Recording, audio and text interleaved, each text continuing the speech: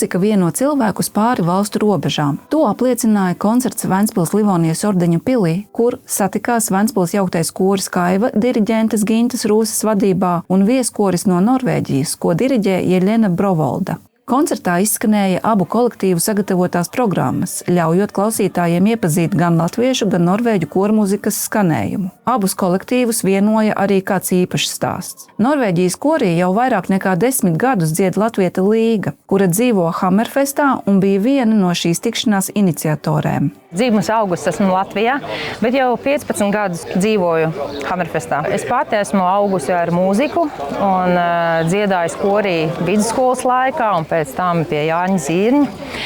Tā kā mūzika bija tas, kas man bija tik ļoti nepieciešams, kad es aizbraucu svešumā, kur nebija neviena pazīstama, tad mūzika jau ir tā, ko pazīst, vai ne? Un ir vienalga, kādā valodā dziedāt. Un arī dziesmu valodas apgūšana, protams, veicās daudz ātrāk, ja tu dziedi. Līga meklēja kontaktus un uzrakstīja, un es atsaucos un ieminējos korim, kurs teica, jā, protams, mēs labprāt draudzējamies ar cilvēkiem ne no Latvijas. Mums ir vairāk kori, kur mēs esam tā draudzējušies.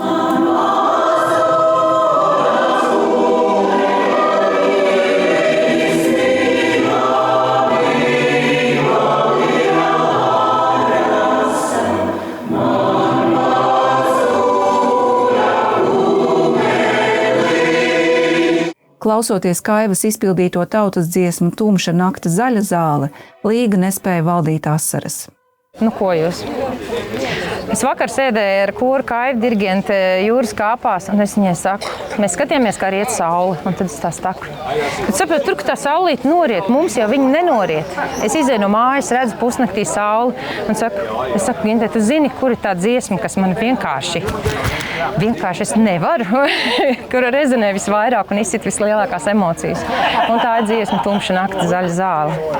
Jo tās ir vislielākās ilgas, ko tur dzīvojot es nevaru sajust. Un tad, kad es atbraucu uz Latviju, tas ir pirmais. Ar basām kājām pa zaļu zāli sagaidīt tumšu nakti. Tieši pateicoties Līgai un vēl vienai latvietai Ingai, kas dzieda Hammerfestas korī, radās ideja norvēģu dziedātājiem doties koncertbraucienā uz Latviju. Kā stāsta diriģente Jeļena Brovolda, bez šādas iniciatīvas brauciens visticamāk nemaz nebūtu noticis.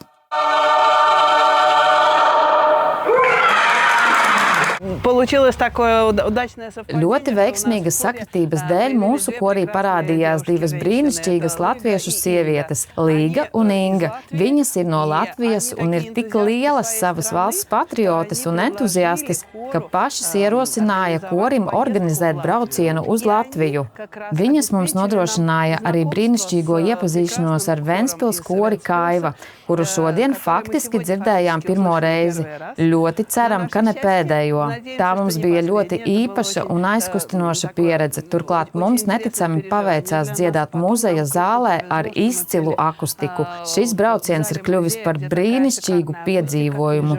Skaista pilsēta, lieliska koncertzāle, ļoti labs koris un šīs sirsnīgās satikšanās, tas viss kopā atgādina pasaku.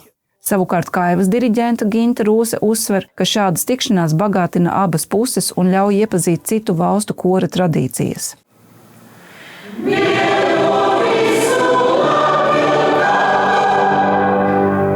Tā ir tā savstarpējā bagātināšanās, ka mēs daudz ko viens no otru uzzinām un rodam jaunas idejas un jaunas domas, ko mēs varētu vēl mācīties dziedāt. Jā. Neviens no mums nav bijis aiz polārā loka un tā doma, ka nokļūt, teiksim, nākamajā vasarā saulgriežu laikā un piedzīvot to nepārtraukto dienu, tas ir ļoti interesanti. Šī muzikālā tikšanās kļuva par skaistu apliecinājumu tam, ka kopīga dziedāšana spēj satuvināt cilvēkus un veidot draudzību neatkarīgi no attāluma. Savukārt satikšanās Jāņu laikā Latvijā norvēģu viesiem šo piedzīvojumu padarīja vēl īpašāku.